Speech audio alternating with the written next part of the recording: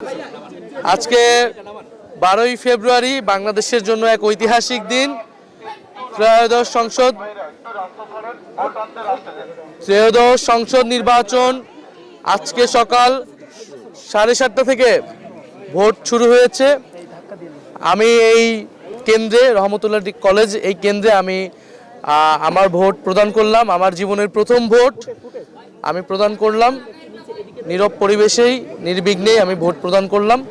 আমি জনগণের প্রতি আহ্বান জানাচ্ছি, সকলের প্রতি আহ্বান জানাচ্ছি, আপনারা নির্বিঘ্নে নির্ভয়ে উৎসবমুখর পরিবেশে আপনারা ভোট কেন্দ্রে আসুন। আপনারা দলে দলে সবাই ভোট কেন্দ্রে আসুন। আজকে ভোটের দিন, আজকে এই দেশের নিজেদের মালিকানা বুঝে নেবার দিন।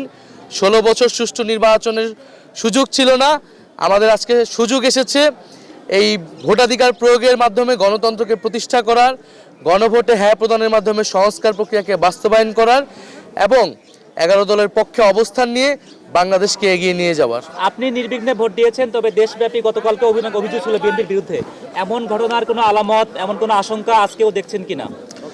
আমরা গতকাল রাতে কয়েকটি জায়গায় এই ধরনের ঘটনার, অনাকাঙ্ক্ষিত ঘটনার কথা শুনতে পেয়েছি। রাতে আমাদের দল থেকে প্রেস ব্রিফিং করা হয়েছে, আমরাও সোশ্যাল মিডিয়া এই বিষয়ে কথা বলেছি। আমাদের বিভিন্ন প্রার্থীর সমর্থক তাদের উপরে হামলা করা হয়েছে। কুড়িগ্রামে আপনারা দেখেছেন আতিক মুজাহিদ, নোয়াখালীতে হান্নান মাসুদ, হাতিয়াতে, এছাড়া এরকম কয়েকটি জায়গাতে, আর হাসনাত আবদুল্লাহর এলাকায় কুমিল্লা 4 দেবিদ্বারে, সেখানে কিন্তু ক্রমাগত কয়েকদিন ধরে একটা ভীত সন্ত্রস্ত পরিবেশ তৈরি করে রাখা হয়েছে।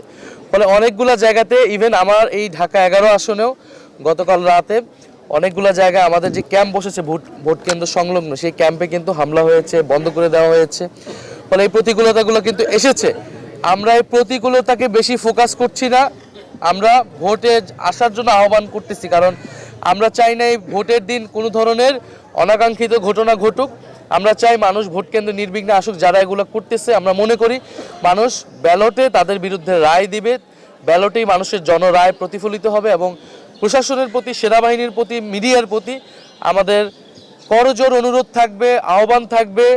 আমাদের এত আন্দোলন, সংগ্রাম, আত্মত্যাগ সব কিছু ব্যর্থ হয়ে যাবে যদি ভোট সুষ্ঠু না হয়। তা আমরা আশা করব তারা নিরপেক্ষ আচরণ করবে। তারা প্রশাসন যদি নিরপেক্ষ আচরণ করে, তাহলে এই ধরনের যারা গায়ের জোর দেখানোর চেষ্টা করছে তারা আসলে সফল হবে না। ভোট সুষ্ঠু হলে এনসিপি কয়টা আসনে জিততে পারে? 11 দলীয় জোট কয়টা আসনে জিততে পারে? 11 দলীয় জোট সরকার গঠনের লক্ষ্যে গঠিত হয়েছে।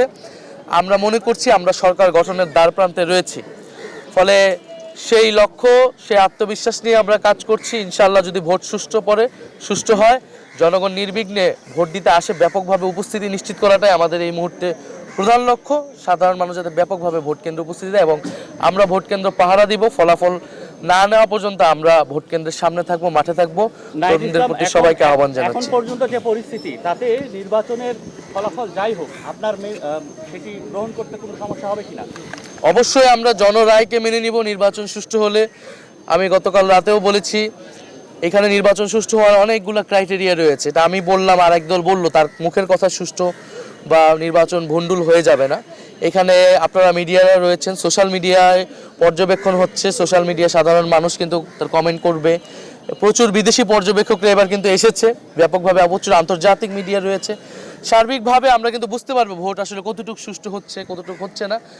এবং সেটার ভিত্তিতেই ইনশাল্লাহ আমরা জনরায় যেটাই হবে সেটাকে আমরা মেনে নিব। আমরা জয়ের ব্যাপারে আত্মবিশ্বাসী, তবে জয় পরাজয়ের থেকে গুরুত্বপূর্ণ হচ্ছে আমাদের কাছে সুষ্ঠু নির্বাচন, জনগণ যাতে তাদের ভোটাধিকার প্রয়োগ করতে পারে, এটাই আমরা নিশ্চিত করতে চাই আজকের দিনে।